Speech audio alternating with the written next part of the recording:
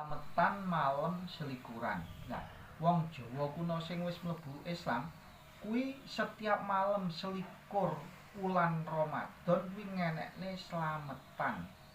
Nggih ngabadekne lek Kanjeng Nabi panutan Muhammad ingkang jumeneng Rasul nate dawuh Lailatul Qadar kuwi muduke mulai malem ganjil wulan Ramadan di 10 hari akhir dina wulan Ramadan. Berarti kira-kirane wong Jawa kuno kuwi dimulai Lailatul Qadar ki mulai saka malam selikuran.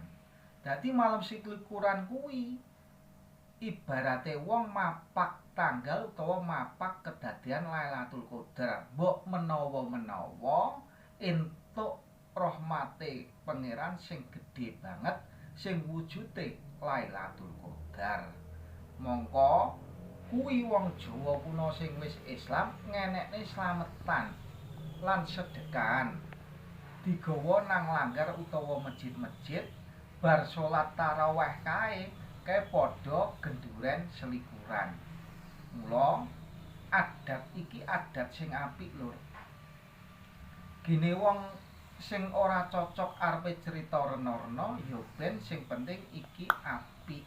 Lek perlu ya dilestarekne kanggo mapak Lailatul Qadar bukti syukur ae dhewe marang pangeran, ae dhewe entuk rahmat. Muga-muga entuk rahmat sing gedhe yaiku wujud nemoni malam Lailatul Qadar.